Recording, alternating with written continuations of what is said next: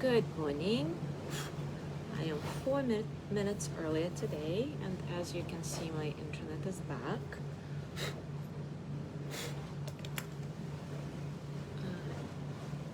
Sorry, I'm blowing on because there's just keeps coming in. There is a little construction next door, so I guess the wind just blew in some dust. Sorry for the sound. Anyway, I'm gonna tag everybody who needs to be tagged.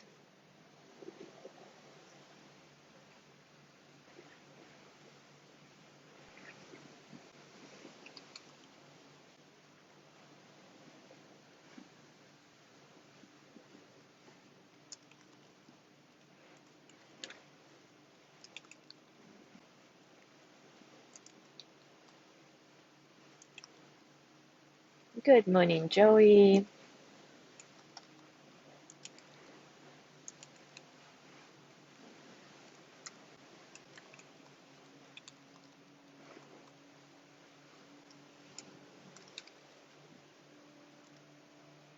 Good morning, Jana. Yes, my internet is back finally. But you know what? I kind of enjoyed going out for these practices, so I might sometime do it. Like I had an idea to maybe drive around and see and look at all those sea walls in Cozumel, so we'll see if I get inspired to do this. Good morning, Jean. Yes, the internet is back, thank God. It's so amazing how dependent we are on the internet. Yeah, and Gina was just saying that I kind of liked it myself too. So the tours that we did.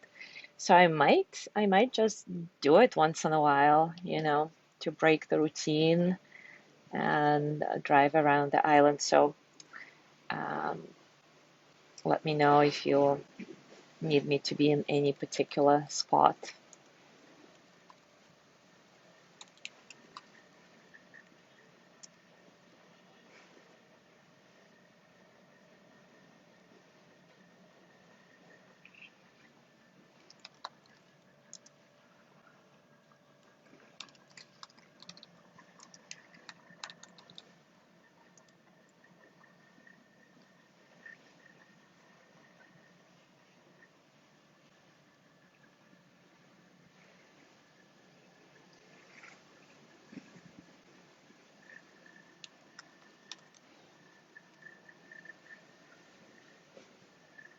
Good morning, Mike. Good morning, Jana.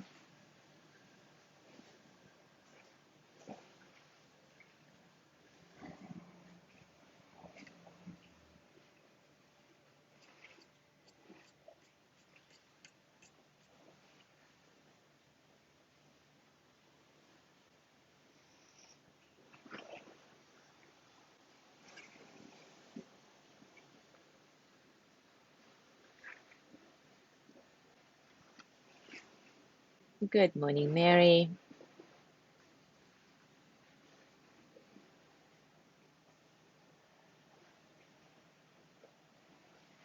Good morning, John.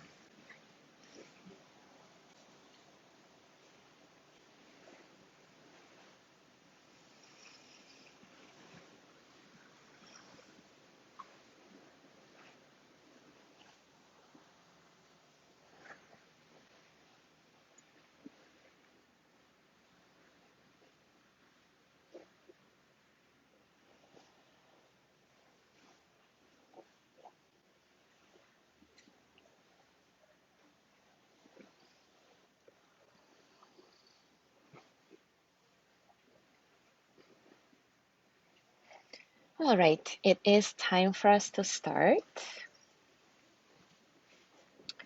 And today we will continue sending loving kindness to all sentient beings, to all living beings. Good morning, Gina. It is important to understand that we can only dissolve the concept of separateness that is ruling our life by practicing loving kindness for all beings without any exception. And today, I want to offer you a personal story that many of you have probably heard already, but I think it bears repeating here as it illustrates the point really very clearly. It's my aunt's story. So when I first started living in Cozumel, I was absolutely appalled by the invasion of ants in my house. They were just everywhere. And what bothered me the most was that they were constantly swarming on my bedside table and in my bed. It was really disgusting. Well, one upside was that they were those tiny ants that don't really bite. They just zoom around fast, being really annoying. Well, needless to say, I tried everything to get rid of them. I mean, everything. Every type of fumigation, every type of poison, traps, whatever.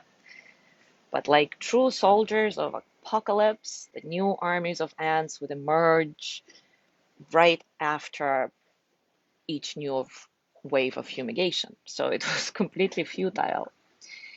Anyway, at that point, we had a Buddhist center on the island, and Moya Mendes, who many of you know also, was in charge of it. And this Buddhist center always offered various interesting events around Buddhism and psychology. And at that time, I understood none of it. But psychology in general had always fascinated me. And so I decided to join one of the weekend workshops led by a British Buddhist monk who was hilarious, by the way. It was a really good experience. It was all very new and interesting and completely different from the cut and dry reality that I had been so used to from my life in New York and Russia prior to that. This monk talked about such strange concepts as universal love and care for all living beings. And it all sounded lovely and great, but I really struggled to understand how all this theoretical concepts can be used in real life. So when we finished for the first day, the monk gave us a task. The next morning, we were to wish happiness and well-being to somebody who we found extremely frustrating, and then report the results of this exercise to him at our new next session. Of course, I immediately knew I had to wish happiness and well-being to the stupid ants. And I immediately knew I would fail the task because there was absolutely no way I could wish these annoying creatures to be happy. No way, no.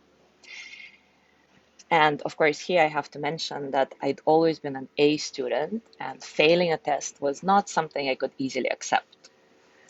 So going to bed that night, I tossed and turned, my mind churning in vain to understand how on earth I could wish happiness to these awful ants when I hated them so much. Having completely exhausted myself by all these futile attempts to reconcile my inability to like the ants with my desire to do well on the test, I just finally let go and told myself, well, you know what? It is what it is. I'm going to give it a try, an honest try when I wake up. And if I fail, well, this will be the first test I fail in life, so we'll see how I do. With that thought, I fell asleep. I woke up, and right away, with a pang, I remembered that I needed to wish happiness and well-being to my enemy. And I was like, oh my God, would it work? Would it work? I opened my eyes and I was, sincerely intending to give it a try, to wish them happiness. And what do you know? There were no ants anywhere. No ants. Really, guys, there were no ants on my bedside tables, none in my bed, none in the kitchen, nowhere. The ants were gone. So, I mean, really. So apparently, I didn't even have to wish happiness to them. I just needed to sincerely intend to do it, which I did. In the following days, I experimented with bringing some cookies onto my bedside table, of course, in Ziplocs and all of that. Still no ants came. And here I am, 10 years later, still with no ants in my bedroom. And now I have a very interesting relationship with ants in general. I do my part. I put all the food away in containers and Ziplocs and all that. Of course, I have everything clean. And I do have ants in my house in general, just not in the bedroom where they were the most annoying. And the ants do their part. When they returned to my house, the bedroom was off limits to them. I noticed at some point that they liked cat food, so every time I feed my cat, I put a few kibbles on the ant path and say that this is for the ant gods, like a crazy woman. And I never ever fumigate anymore or do any any repellent interventions. We just coexist peacefully. I really watch them do their thing throughout the day, and I find that they're absolutely fascinating. The way they work in teams to do everything is just beyond amazing. Since then, I took numerous videos and pictures of ants doing their little thing. It's just fascinating how my relationship with them changed just because I intended to wish them happiness and well-being. Sometimes they test my boundaries and get into Matryoshka's food. And then again, like a crazy person, I actually talk to them saying, listen, guys, I give you 2 days to correct your behavior or else. And we both know that I would never do that or else, but somehow it helps. And within 2 days, my ants find new ways to entertain themselves that don't involve my cat's food. Nature is absolutely fascinating. I honestly don't know what the heck happened that morning when I was ready to wish these ants happiness and well-being, but somehow something shifted, and this something produced long-lasting results. So I don't question this magic. It works, it works. So that's my story. So let's explore this together now. Wishing well-being to all living beings without exception, no matter how annoying, how frustrating, how hurtful. As always, take a comfortable position and take a few moments to acknowledge all the circumstances of your practice. Remembering that although you do feel external circumstances as the outside of your body versus internal circumstances as your inner sensations, thoughts, emotions, really with each breath in and out, you're slowly dissolving this boundary between external and internal, giving yourself a chance to be one with everything. So let your breath be easy, gentle, uncontrolled.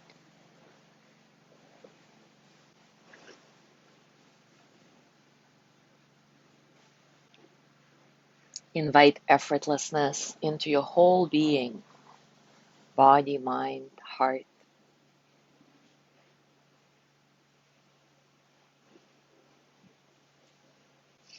And start by sending loving kindness to yourself. May I be filled with loving kindness.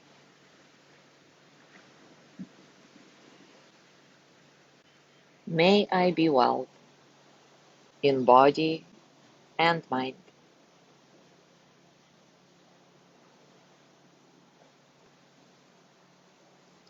May I be happy, healthy, and at ease.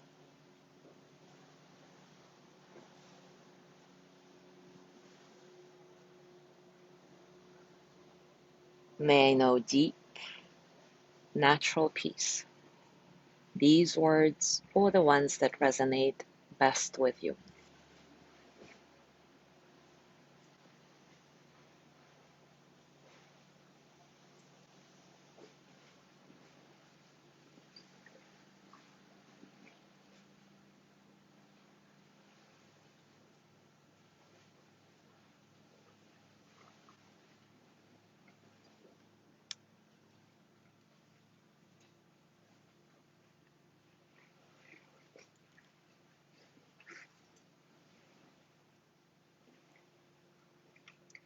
Now gently start sending loving kindness to all sentient beings, all living beings without exception. If you are struggling with any living beings that bring you lots of frustration, like those ants in my story, you can try focusing on sending loving kindness to them.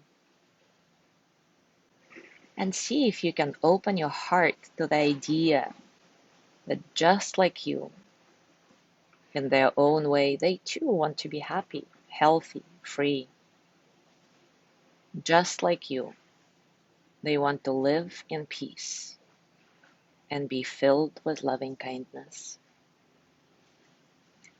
Again, use the words that resonate best with you, or the traditional ones. May all living beings be filled with loving kindness.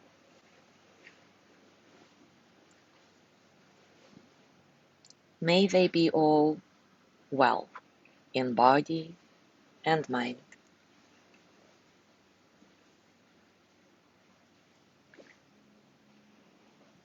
May they be happy, healthy, and at ease.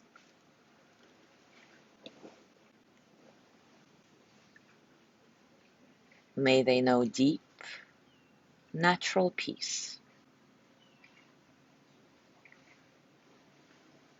I'll be silent for the next couple of minutes. Stay with your direct experience, whatever it is, even if there is no sensation of loving kindness in your heart. Remember, it's a process, and it's okay. Just trust that your intention will create the shift sooner or later.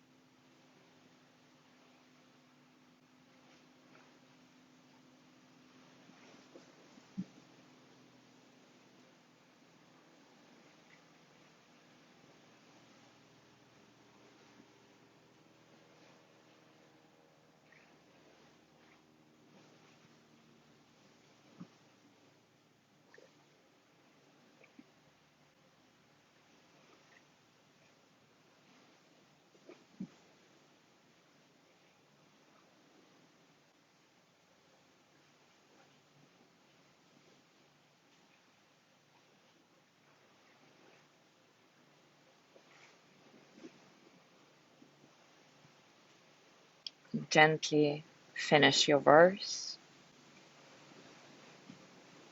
Take a nice inhale and exhale, softly coming out of your practice.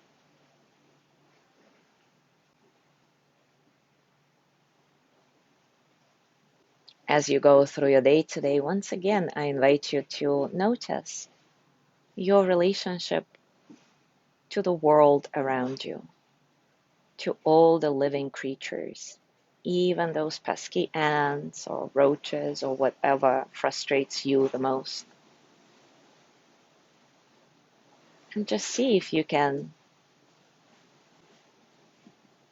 feel that they too want and deserve peace. And see how that sits with you.